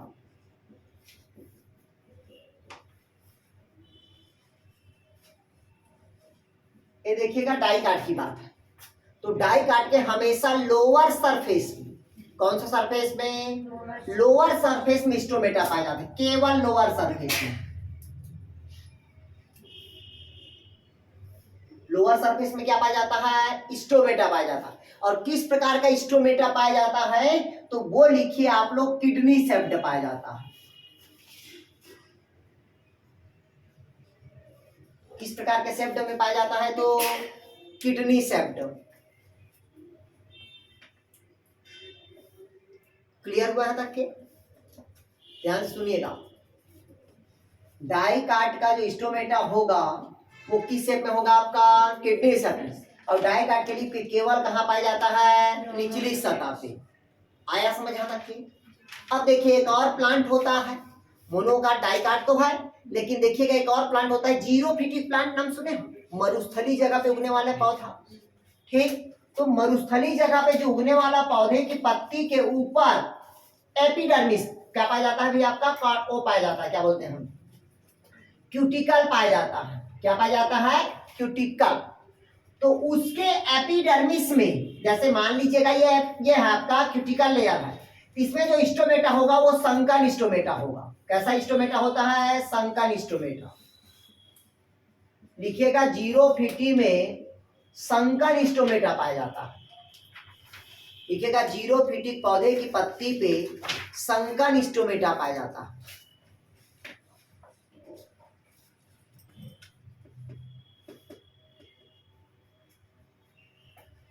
हो गया, लिख लिए? संकर स्टोमेटा मतलब अंदर की तरफ धंसा हुआ रंध्र पाया जाता है।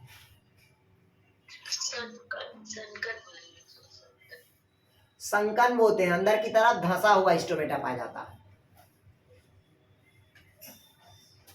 हो गया, लिख लिए? अब देखिए यहीं पास यार,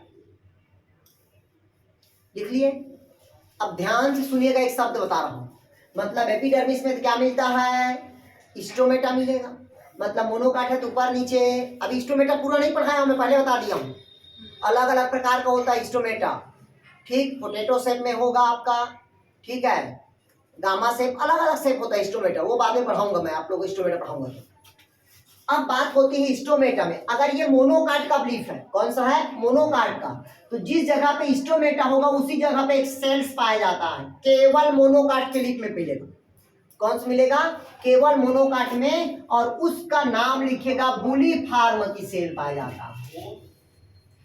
लिखिएगा, बुलीफार्म की सेल पाया जाता है।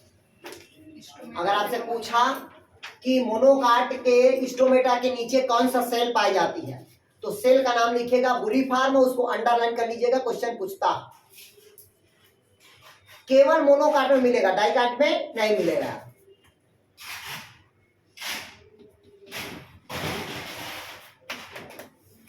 हो गया, मोनोकाट के प्लांट में मिलेगा। क्लियर हुआ?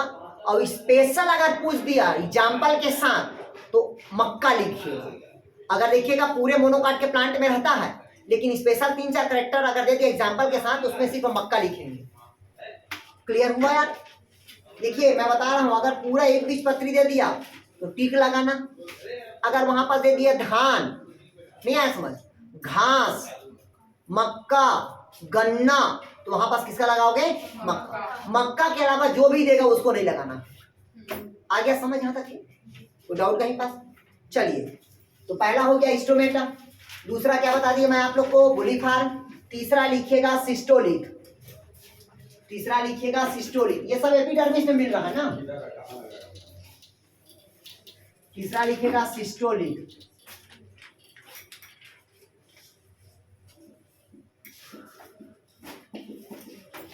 तीसरा लिखिएगा सिस्टोलिक।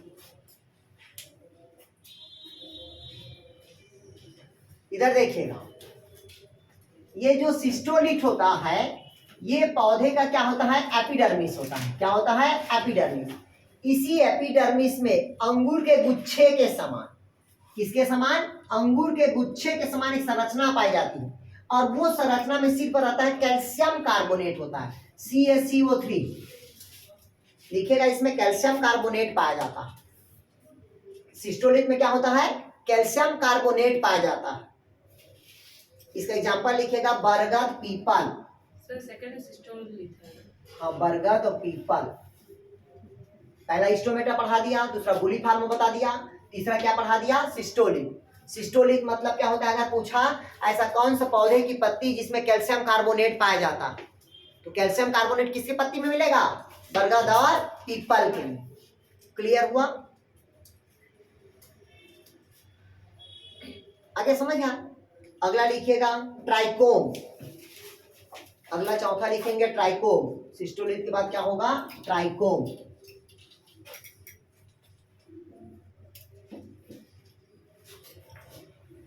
ट्राइकोम में लिखिएगा, और ये जो ट्राइकोम होता है वो हेयर के लाइक संरचना होता है। कैसा होता है? तो हेयर लाइक स्ट्रक्चर होता है। कैसे देखिएगा, ये आपका है और ऐसे निकाल देता है, हेयर लाइक स्ट्रक्चर रहेगा, ये कहलाता है ट्राइकोम कहलाता है।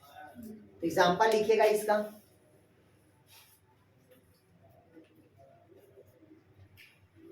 लिखिएगा, सभी पौधे हम बता रहे हैं, लिखिएगा, फिर भी लिखिएगा इस पौधे का नाम लेवेंडुला, लेवेंडुला, पता नहीं क्या लिखिएगा, लेवेंडुला, लेवेंडुला, ठीक है, लेवेंडुला याद रखना। इसमें क्या पाया जाता है? ट्राइकोम्स पाया जाता है। क्लियर हुआ? अगला लिखिएगा ग्राउंड टिश्यू। हाँ, पांचवा है कि ये चौथा हो गया ट्राइकोम। पांचवा लिखिएगा, सॉरी ट्राइकोम लिख लिया ना। पहला क्या टिश्यू पढ़ा दिया? पहला एपिडर्मिस पढ़ाया ना, पहला एपिडर्मिस हो गया। अब दूसरा टिश्यू, जितना भी तक के पढ़ाया वो सब किसका भाग है? एपिडर्मिस के। अब दूसरा टिश्यू लिखिएगा ग्राउंड टिश्यू, जिसमें आप लोग अभी पढ़े ना हाइपोडर्मिस, कार्टेक्स, पढ़े कि नहीं पढ़े? सीक्वेंस वो लिखिएगा आप ग्राउंड टिश्यू। एपिडर्मिस के अंतर्गत वो थोड़ी आएगा यार, स्पेशल टिश्यू पढ़ रहे ना, टिश्यू सिस्टम पढ़ रहे हो। तो पहला हम पढ़ा दिए क्या? एपिडर्मिस पढ़ाए, वो तो सीक्वेंस बताया था मैं आप लोग को, नहीं बताया था सीक्वेंस। पहला हो गया आपका कौन सा टिश्यू हुआ? एपिडर्मिस। दूसरा टिश्यू लिखिएगा आप ग्राउंड टिश्यू। अब ग्राउंड टिश्यू के अंदर कौन कौन आता है उसका नाम लिख लो। पहला होगा हाइपोडर्मिस, दूसरा लिखोगे कॉर्टेक्स, तीसरा लिखेंगे एंडोडर्मिस, चौथा लिखेंगे पेरिसाइकल,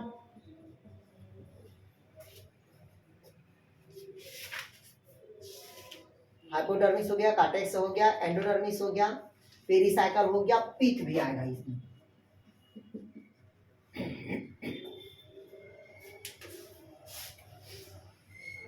हो गया ग्राउंड टिश्यू। पहला कौन होगा आपका? हाइपोडर्मिस, दूसरा कॉर्टेक्स, तीसरा एंडोडर्मिस, चौथा पेरिसाइकल, पांचवा पिथ। ये किस प्रकार का टिश्यू है? तो ग्राउंड टिश्यू। क्लियर हुआ है तक? अब पहला पढ़ाया क्या मैं आप लोग को? Epidermis tissue. दूसरा क्या पढ़ा दिया? Ground tissue. अब तीसरा लिखिएगा वास्कुलर टिश्यू। वास्कुलर डिफाइन नहीं करेंगे, इसको भी डिफाइन कर दिया, अभी बता रहा था यार मैं, सबको नहीं बता दिया। हाइपोडर्मिस है, कोलेनकाइमा, स्क्लेरेनकाइमा, नहीं बता दिया? हाँ, ठीक। अब फिर क्या मतलब था? ठीक। अब अगला लिखेंगे आप लोग, तीसरा लिखेंगे वास्कुलर टिश्यू। तो वास्कुलर टिश्यू में कौन आएगा? जाइलम और फ्लोएम। अब इसी को पढ़ाना है यार थोड़ा सा,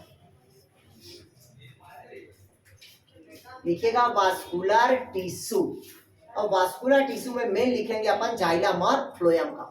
अब इसमें सिर्फ बताएंगे कि किस प्रकार से जाइलम है, किस प्रकार से फ्लोएम है, किसमें डबल है, किसमें कौन ओपन है, कौन बंद है। आया समझ? अब इसमें चलेगा वास्कुलर टिश्यू। मिटा दूं इसको। अब हेडिंग डालेंगे आप लोग वास्कुलर टिश्यू। चलिए लिखिएगा भाई, वास्कुलर टिश्यू में जाइलम और कौन आता है आपका? फ्लोएम। यहां से एक क्वेश्चन आएगा, वास्कुलर टिश्यू के अंतर्गत पहला कौन आता है आपका? जाइलम। दूसरा कौन आएगा आपका? कैम्बियम। और तीसरा कौन आएगा आपका? फ्लोएम। ये है तो बीच वाला कैम्बियम, ऊपर वाला फ्लोएम, नीचे वाला जाइलम। ये है वास्कुलर टिश्यू।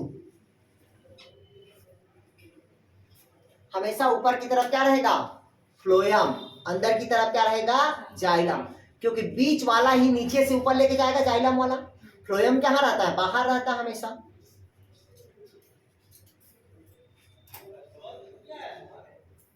हो गया? अब हेडिंग डालिएगा टाइप्स ऑफ वास्कुलर बंडल। अब इसी के टाइप्स को पढ़ना है वास्कुलर बंडल के। लिखिएगा टाइप्स ऑफ वास्कुलर बंडल। तो इसमें जाइलम और फ्लोएम के जितने प्रकार है वो भी हैं। वो टिश्यू है। यो अलग बात है कि ये भी पूछ सकता है। इधर देखिए पहले, अगर मान लो पूछा आपसे जाइलम, जाइलम कितने प्रकार का होगा? 4 नहीं होता, वो जाइलम 4 टिश्यू से मिलके बना होता है। जाइलम 2 प्रकार के होता है, एक होता है एक्सार्क और दूसरा होता है इंडार्क। अगर जाइलम बाहर है तो और अंदर है तो उसी प्रकार से जाइलम फिर 2 प्रकार के होगा। वही तो बता रहे हैं, फिर 2 प्रकार का होगा। पहला होगा प्रोटोजाइलम और दूसरा क्या होगा? मेटाजाइलम। कुछ नहीं है, बड़ा बड़ा कोशिका मिलेगा तो मेटा और छोटा छोटा कोशिका मिलेगा तो प्रोटो। नहीं है समझ? बाहर है तो एक्सार्क, अंदर है तो इंडार्क। नहीं है समझ भाई? जैसे ये देखिए, देखिए देखिए,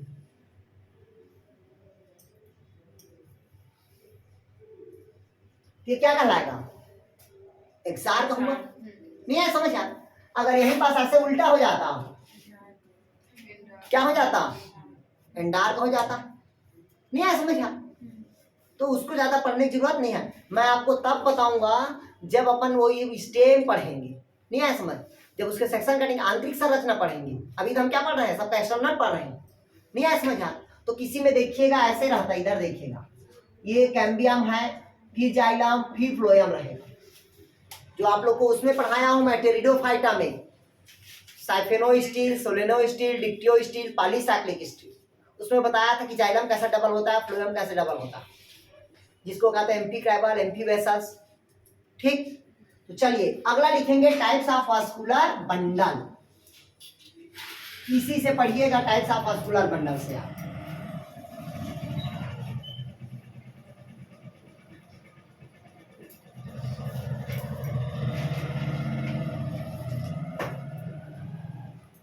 हाँ गायत्री,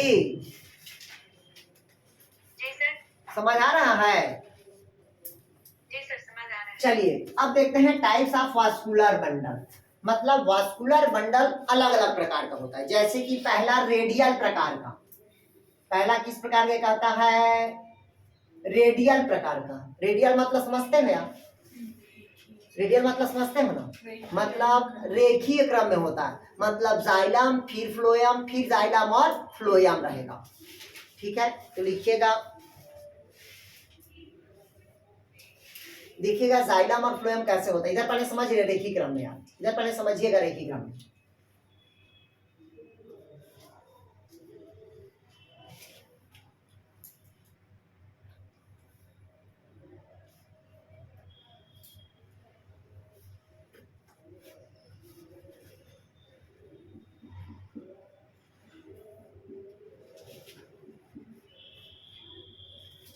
ये मान लीजिएगा जाइलम है, ये क्या है जाइलम, और इसके बीच बीच में यहां पास क्या है भाई आपका फ्लोएम है।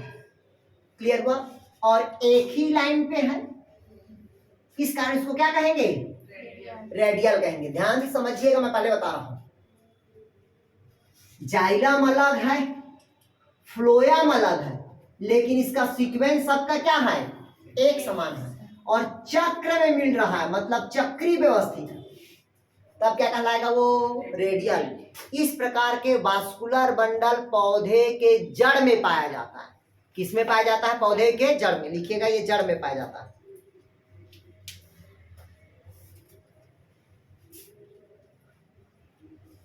आगे समझ यहाँ तक की नहीं आया? समझ आया यार? मतलब हमेशा पौधे के जड़ में क्या मिलेगा अपने को? रेडियल प्रकार के वास्कुलर बंडल मिलेगा। कंप्लीट हुआ। दूसरा लिखिएगा कॉन्जॉइट। मिटा दो इसको।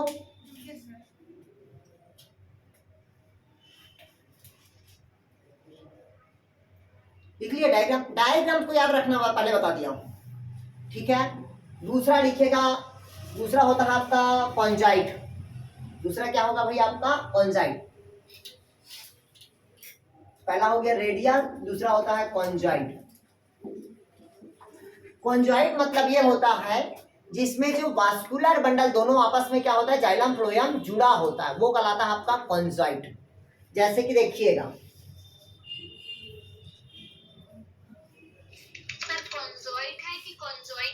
कॉन्जॉइट बोलते हैं, CONJOINT,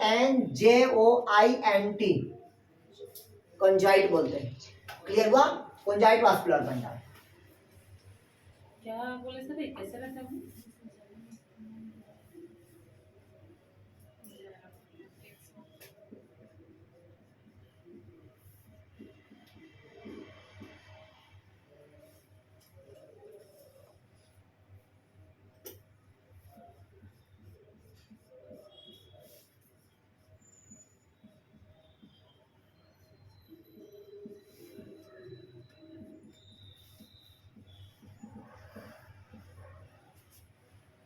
इधर देखिए, ध्यान से सुनिएगा। कॉन्जाइट वास्कुलर बंडल मतलब क्या होता है? जिसमें फ्लोएम और जाइलम दोनों आपस में जुड़ा होता है। दोनों आपस में क्या होता है? जुड़ा होता है, तब उसे हम क्या कहते हैं? कॉन्जाइट वास्कुलर बंडल। ये जुड़ा हुआ है जिसमें जाइलम फ्लोएम। क्लियर हुआ? दूसरा देखिएगा, इसमें भी जाइलम फ्लोएम क्या हुआ है? जुड़ा हुआ है, तो ये भी क्या होगा? कॉन्जाइट होगा। मतलब वास्कुलर बंडल कॉन्जाइट है। क्लियर हुआ? और कॉन्जाइट के साथ साथ अब देखिएगा क्या होता है ये, ठीक, दोनों कॉन्जाइट और क्या होता है? कोलेट्रल होता है। कॉन्जाइट और क्या होगा? कोलेट्रल। तो इन दोनों को हम क्या कह देते हैं? कोलेट्रल बोल देते हैं। क्या बोल देते हैं? कोलेट्रल। मतलब वास्कुलर बंडल क्या हुआ? कॉन्जाइट हुआ, और दूसरा क्या है आपका? कोलेट्रल हुआ। बट इस प्रकार के जो वास्कुलर बंडल होगा, इस प्रकार का देखिएगा, ये बंद है। ये क्या है? बंद, मतलब क्लोज वास्कुलर बंडल है। क्यों? क्योंकि इसमें कैम्बियम क्या है? एब्सेंट है। और इस प्रकार के जो वास्कुलर बंडल होगा वो केवल मोनोकाट में मिलेगा।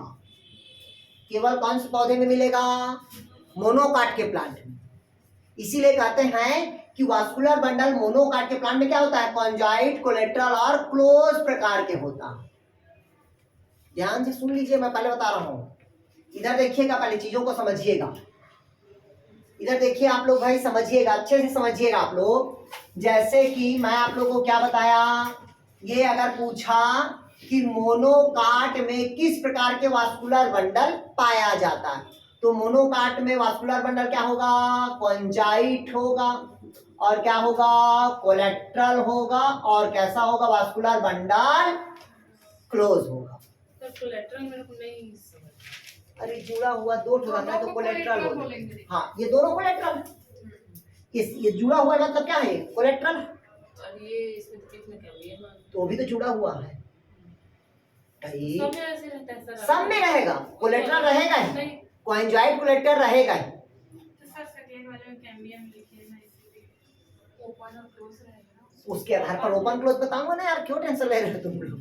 लेकिन वह कोई भी वास्कुलर बंडल पूछेगा, वास्कुलर बंडल कॉन्जाइट, कोलेट्रल और मोनोकाट में क्या रहेगा? क्लोज। क्लियर हुआ? क्योंकि कैम्बियम क्या है? एब्सेंट है, और जिस पौधे में कैम्बियम एब्सेंट होगा उस पौधे में कभी भी सेकेंडरी ग्रोथ नहीं होगा। लेकिन मोनोकाट के ऐसा कौन सा प्लांट है जिसमें सेकेंडरी ग्रोथ होता है? एगेव है। पहला है एगेव, दूसरा है ड्रेसिना और दूसरा है युक्का।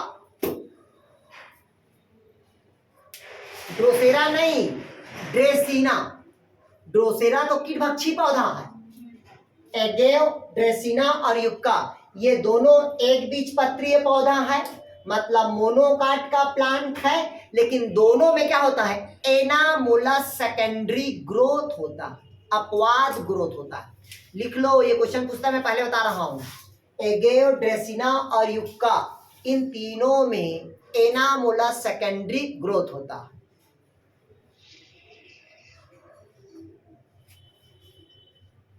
सर एक बार बोल दीजिए ना। एगेव, ड्रेसिना और युक्का इन तीनों में क्या होता है? एनामोलस सेकेंडरी ग्रोथ होता है। अगर पूछा आपसे ऐसा कौन सा एक बीजपत्री पौधा है जिसमें एनामोलस सेकेंडरी ग्रोथ होता है, तो कौन सा पौधा होगा? एगेव, ड्रेसिना और युक्का। सर इसमें वैस्कुलर बंडल कॉन्जेनिकुलेटर ओपन पाएगा या क्लोज? नहीं, कैम्बियम रहता है लेकिन उसको ओपन नहीं बोलते, क्लोज ही बोलते हैं। ये अपवाद है। तो ये क्वेश्चन पूछा जा सकता है। हाँ, नहीं पूछता है कि हमेशा क्लोज रहता है मोनोकाट का। क्लियर हुआ तक के? अब देखते हैं, इसकी बात कर रहे हैं। इधर देखिए इसकी डायग्राम को, अब उसको भूल जाओ अभी। अब कहते हैं ऊपर क्या है? फ्लोयम है, नीचे क्या है? जाइलम है, बीच में क्या है? कैम्बियम। इसको आसानी से हम दो भागों में खोल सकते हैं। तो ये डाइकाट में मिलेगा। किसमें मिलेगा? ये डाइकाट में। तो डाइकाट में क्या होता है? इधर देखिएगा, वास्कुलर बंडल क्या रहेगा? कॉन्जॉइंट रहेगा, कोलेट्रल रहेगा, और कैसा रहेगा? तो ओपन प्रकार के वास्कुलर बंडल रहेगा। ये डाइकाट में रहेगा। लिखिएगा, डाइकाट में वास्कुलर बंडल कॉन्जॉइंट, कोलेट्रल और ओपन प्रकार का होगा।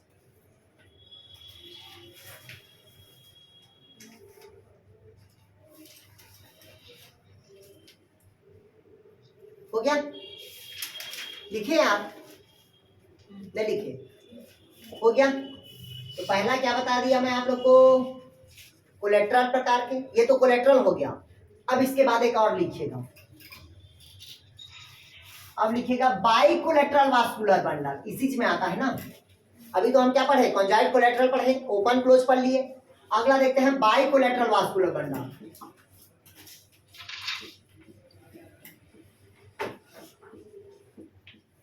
By collateral vascular bundle. By collateral मतलब समझिएगा दो, दो मीन्स इधर देखिएगा,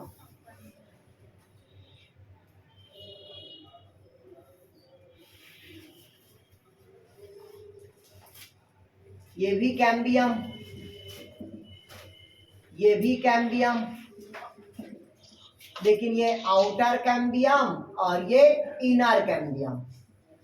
ठीक, ये बाहर फ्लोयम, बाहर फ्लोयम और अंदर जाइलम। तब ये क्या कहलाएगा? बाइकोलेट्रल वास्कुलर बंडल।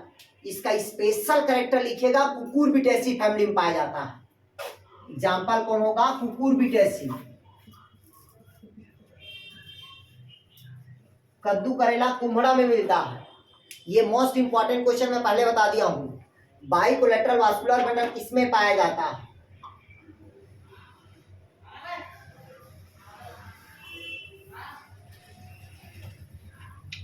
सर ऊपर फ्लोएम है, बीच में जाइलम है और नीचे क्या है? फ्लोयम है। ये देखिएगा, ध्यान सुनिएगा इससे। ये देखिएगा, ये कैम्बियम हुआ, ये कैम्बियम हुआ, आउटर कैम्बियम। ये कहलाएगा इनर कैम्बियम कहलाएगा। दो तो कैम्बियम हुआ, बीच में क्या है आपका? जाइलम है, ऊपर फ्लोयम, नीचे फ्लोयम, मतलब फ्लोयम की संख्या 2 और बीच में क्या है? जाइलम। तो कैम्बियम की संख्या कितना है? 2। इस कारण इसको क्या कहते हैं? बाइकोलेट्रल वास्कुलर बंडल। और स्पेशल कैरेक्टर है ये, कुकुरबिटेसी फैमिली में पाया जाता है, कद्दू करेला कुम्हड़ा पे। क्लियर हुआ है तक के? हो गया? तो इसके अलावा और अगला लिखिएगा, मिटा दूं इसको, मिटा दूं। अब देखते हैं एम्फीबेसस और एम्फीक्राइबस, इसका एग्जाम्पल पूछता है। चलिए अगला देखिएगा, इसके बाद ही वास्कुलर बंडल का ही, इसमें देखेंगे पहला एम्फीबेसस।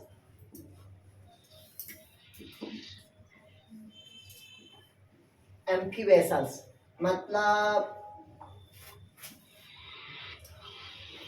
Phloem, xylem, एम्फीबेसस। बस एक मिनट, मोबाइल दिखाना। हाँ एम्फीबेसस बस एम्फीक्राइबस।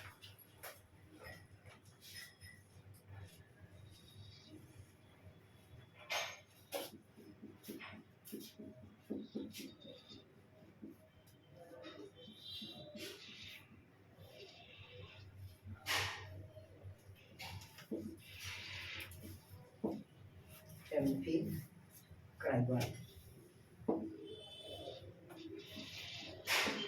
एग्जाम्पल लिखेंगे इसका, एम्फीबेसस ड्रेसिना का और एम्फीक्राइबस। क्या? जैसे एम्फीबेसस, हाँ हाँ बता रहे हैं।